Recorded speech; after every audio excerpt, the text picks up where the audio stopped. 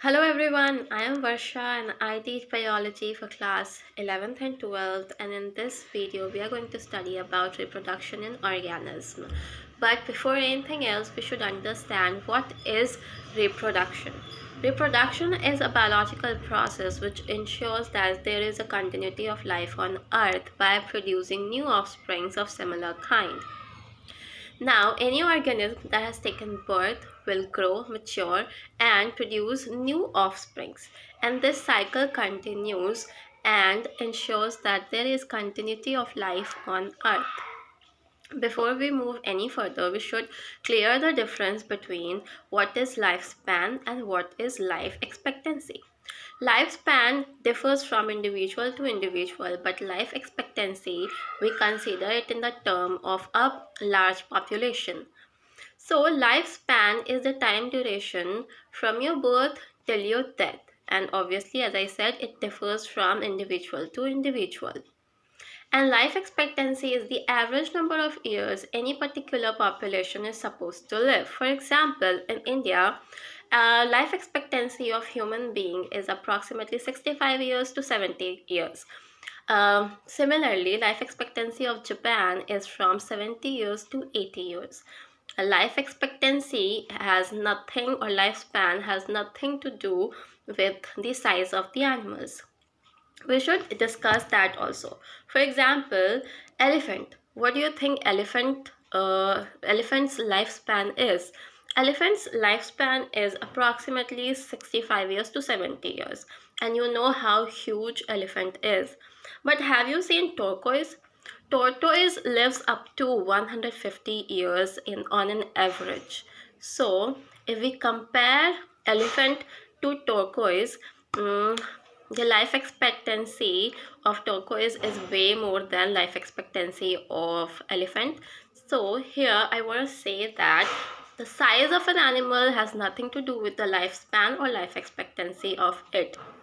Now let's take similar size animals or birds, for example here. Let's take parrot and sparrow. Sparrow lives for around 15 to 20 years, but on the other hand, parrot lives for around 110 years. So I hope I have cleared out the difference between lifespan and life expectancy. Now, there are two kinds of reproduction. First is sexual and the second one is asexual. Sexual reproduction is biparental. It means it requires two parents. It also involves formation of gametes, and it also involves fusion of gametes. On the other hand, asexual reproduction is uniparental. It means it does not require two parents. It can happen just with the help of one parent. There can be or cannot be formation of gametes, and there is definitely no gametic fusion. I hope I have cleared it. Now, there are multiple kinds of asexual reproduction also. The most simplest kind of asexual reproduction is binary fission. Binary fission means splitting of one cell into two equal daughter cells. An example of it can be amoeba and paramecium. There is one interesting thing you should note, that under unfavorable condition, amoeba forms a three-layer hard covering over itself known as incestation. And within that incestation, amoeba keep on dividing. Usually, you will see under favorable condition that amoeba performs binary fission. It means one cell gets split into two cells, but in this incestation it continues to divide itself for multiple amount of new amoeba. And when it cannot do any longer, what does it do? It bursts, and this process is known as sporulation. And when it finds favorable condition, all can grow and form new amoeba cells.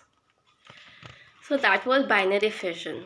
Now, forming buds is another way of reproducing by asexual reproduction, and it is generally done by yeast. You must have seen yeast, and there are very small buds on the top of the cell which keeps on growing until it gets detached from the parent yeast cell and form a new individual yeast cell. Now there is this vegetative propagation. It is also seen, and it is mostly seen in plants where any part of the plant is used to produce new plant altogether. For example, if we see roots of sweet potato, it can be used to form a new sweet potato plant. Leaves of bryophyllum and begonias are used to produce new plant. Bulb of garlic tulip is used to form new tulip and garlic plants. Now, by cutting of stem also you can produce new plants. For example, cutting of rose or hibiscus plant, you can do that. Now, last one I want to explain about fragmentation. You must have seen or heard about hydra. Hydra, when it gets cut on any part of its body, when it gets detached from there, the remaining body and the cut part of the body both form into a new and individual species. So that is fragmentation. It is very commonly found in sea stars, sponges, mosses, and spirogyra. That is all for today. Thank you so much. I hope you enjoyed the class.